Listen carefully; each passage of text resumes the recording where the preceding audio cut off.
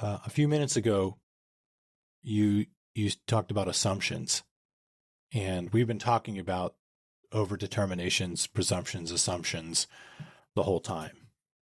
But you can't have this kind of mythology in terms of deterrence unless you have a lot of buy-in to this fundamental assumption, right? This mythology is based of maximum deterrence is based upon a fundamental assumption, a presumption that's not accurate. And you have tons of buy-in for it. And it might be convenient if we were to say people that are suffering from low information rationality, ignorance, a lack of education are the only people that are doing it. But that's certainly not the case. Academics do it. Intellectuals do it. I would say lawyers do it. Oh, yeah. Every type of person buys into this shit and perpetuates it. And it seems like there are a number of ways to reinforce that. One of them being a person has spent a lot of time in school and spent a lot of money in their education, and that reinforces their buy-in into deterrence having an effect that it just simply does not have. So I wanted to hear your thoughts on that. Do you see that? Yes. So I want you to think of something you know really well, something you're an expert in. And I'm going to use the legal definition of expert, which is somebody who knows more based on their training and experience about an area than the average person. Yeah. And by the way, I only know about humans and bullshitting. That's my expertise. That's the only thing I fucking know anything about is humans. Bullshitting is my area. But go ahead. When you take one of these areas that you know a lot about, maybe it's cars, maybe it's not just cars, maybe it's 4-barrel carburetors on old cars, maybe it's the way grass grows, maybe you're an expert window cleaner. You can name off the top of your head 10 things people are absolutely wrong about when it comes to that thing. General ideas that are just wrong about that thing. Realistically, though, that should cue you into the fact that 90% of what you know about everything else that you're not an expert in is probably wrong, or at least misguided. Right? So I'm an expert in a few different areas, and I won't name them because I don't want people saying, well, you're not an expert, but sure. I know I'm an expert in a few different areas. And there are areas where I've seen news reports. And the news pretty much 100% of the time gets stuff wrong. And you got to ask yourself, well, if they're getting stuff wrong 100% of the time, they're talking about someplace I'm an expert. What are the chances that they're getting any of it right when anybody else is? And I'm reading it just buying in, this is reality.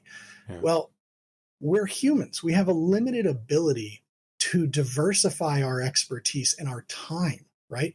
Yeah. You can't say, hey, I just realized I don't know a lot about fly fishing. I've got to remedy this. This is terrible. And you can't even do that with societal problems. You know, and somebody will see a documentary on a plane or something, and then they'll get really passionate about something for 10 minutes because they just learned about it, right? And you see this, you're sitting up at night, 3 o'clock in the morning, and you're like, oh my God, the cuttlefish is going extinct or whatever. and you develop this intimacy with it, with a problem for 5 seconds, and suddenly it's important to you. We have burnout as human beings when it comes to things that are important to us. That's why people have one or two things. That's why it's very difficult to tell the public, you need to be high information voters on everything. School funding, be a high information voter. All you got to know is what's in this pamphlet. We've prepared, it's very clear. But I want you to take every single thing that we make policies on and become a high information voter. That's problematic. And really, it's a big ask. We think it's a small ask about this one topic, but really we're not coming to somebody who's engaged in this conversation saying, here's information. We're going to 400 million people and saying, you know how everybody wants you to buy into their thing and listen and understand? This one too.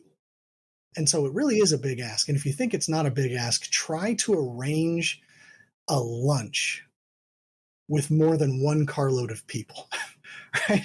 It becomes impossible. We're talking about 400 million people where we say, we need you to think really deep and nuanced about a problem for a while. And in so doing, question everything you've ever known.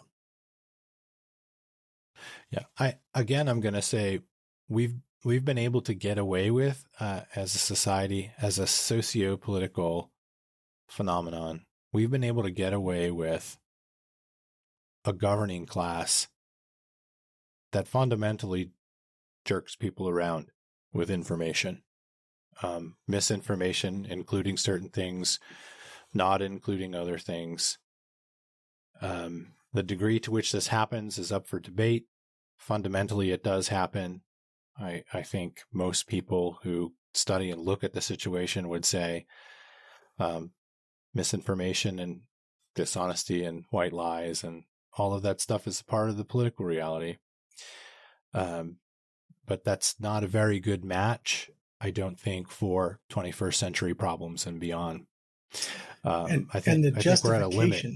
Yeah. The justification for it is always, well, if we don't do it, then the other side's going to win. Sure. And then what's the result if the other side wins? And that's both sides. Pick a side. Except libertarians, they're fine losing every time. I'm kidding.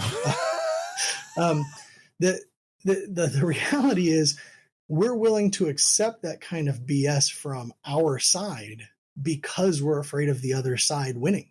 Yeah. And anytime you approach somebody and say, hey, somebody that you support did this, they'll not say, yeah, that's really upsetting and they shouldn't have done that. The first thing they'll do is, but the other side, right? Sure. And that's how we're able to keep it going, is by that two-party process, that justification of, well, we can't let the other side win. But it is incredibly illiberal to say, well, that's fine that we're jerking people around with these low information voters. We're capitalizing when we know that they are misinformed about this. Yeah. We're getting them riled up. We're getting votes. We're getting donations. We're getting money. That's incredibly illiberal. Yeah. We're maladapted. This typical dynamic is maladapted for wicked and complex problems. I think we've learned that in the 20th century. There are some things we've been able to pull together and do right by. But I think that I don't know how many more years of school shootings and mass shootings we need to see before we realize that it's the very nature of how we do politics that's behind this issue. And it starts at the fundamental understanding of fucking reality as it pertains to law and human behavior. It's always going to come back to that. And so I find it inexcusable for people who at least seem to be knowledgeable, who have education, to be perpetuating this myth that you throw laws at fucking problems. Now, the Republicans in Congress are saying something very similar to what we're saying, but I would argue it's more about their obstructionism than it is their desire to solve problems, right? Because they suffer from the same political selfishness, for lack of a better term. We're saying we're interested in problem solving for real. And before we do that, let's start with what's up, right? There's legal sanctioning, and then there's other sanctioning, and there's other ideas. And we have to know about all of it instead of just saying gun problems, assault weapons ban, right? And part of that is we need to be able to put out the Cabela's catalog of things that we can do, right? As opposed to just talking about what doesn't work. We need to talk about not just, hey, this could work, but here are the ways we can maximize its efficacy, and here are the realities about its efficacy. So, for instance, the criminal law. One of the things that they found, the behavioral scientists have found, is that one of the most important aspects of punishment working as a deterrence is immediacy. And our Constitution has some very specific things to say about that. I mean, you've got the Fourth Amendment, the Fifth Amendment, the Sixth Amendment, the Eighth Amendment. Those rights are not conducive to have, and even the speedy trial right. Okay, but you have a right to prepared counsel. You have a right to confrontation of witnesses. All of these things take time to come to fruition. And so you have cases where somebody does something and they're not even seeing a jury until 2, 3, 4, 5, 6 years later. There is no deterrent effect when you're not having immediate punishment, and immediate punishment is almost unheard of. Yeah. You've got some of these anti-drug programs that did flash incarcerations. You test dirty, bang, immediately incarcerated, and you started to see some movement there. But you don't have a system of criminal justice that is conducive to immediate punishment, because it's just not in the cards. It's not what we set up as our system. Yeah. You've got, the idea that being open and honest and being candid, it's good for the soul. The first step is admitting you have a problem, right? Yeah. We have this Fifth Amendment right to not incriminate ourselves, right? And you've got criminal defense attorneys who make TikTok videos about shut up, don't admit anything, don't tell them what you did. Like, ultimately, who does that benefit? I mean, maybe the person who doesn't get to go to jail when maybe they should, right? But we see that as such a benefit and such a boon to our society that just shut up, just exercise that right. Okay, but that is going to reduce efficacy of the criminal justice system. And you have to understand, these are competing interests. And when you look at competing interests, you can't just say, well, I choose this interest and we'll get rid of the other one. Yeah. And that's really what you see at this kind of low information level is, hey, we got to treat this as perfect, or we got to treat this as perfect. And there's no in between. Yeah. Yeah. So that's a good note on the idea that instead of just criticizing what's up, we should criticize what's up, and then we should really look at what we can do, which is the next phase, I think. First, in terms of liberal gun owners, we need to be bringing out what the baseline issue is. And that is this quasi-religion that's developed around the idea that government and law is how you deal with all exceptional problems automatically. And it just doesn't mean that. It means government and law is how you deal with that, so I can stay at home. And I can get home after work and not have to do anything or worry about it because it's beyond me. But you need to do it, right? We need to throw this platform at this issue, and if government needs to do it, and I'm going to sit at home. That's basically what most Americans do. Right. And that's not necessarily a criticism of them, because that's what we're all looking for. We're in an advanced society where specialization is what allows us to be an advanced society. Yeah. I'm not going to be the guy who goes out and builds my own car so I can get to work. I expect people who know how to do that to do it. I'll pay you money. I'll do the thing I know how to do, right? Right. And part of that specialization comes with I can put as much focus as I can into knowing how to make trees look good so that I don't have to know how deterrence works, right? Let's leave that to the professionals. But when the professionals are lying about it, or at least being disingenuous, now we've got a problem. Yeah. Or if we have a problem that's so wicked, it's not okay for you to just have the mentality of a specialized person and stay at home. It's time for you to be a community member. It's time for you to get involved. It's time for you to think about this and find some extra time, right? Because when it comes to some of these problems, that's what's required. Right. There isn't a single of all of the 8 subcategories of firearms related injury and death that I have split out. There isn't a single one of them that doesn't require people to wake up and do something in their family, in their community, at their school, locally.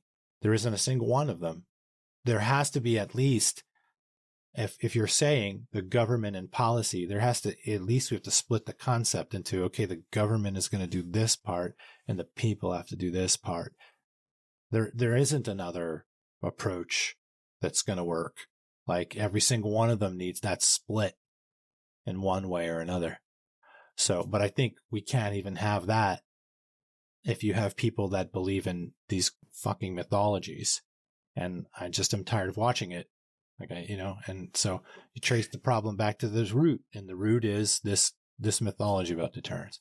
And we certainly are not asking much of people who identify as a high information, rational, pro-liberty individual, right? We're not asking a lot of them to recognize that nobody seriously disputes the fact that deterrence is not particularly effective in this regard.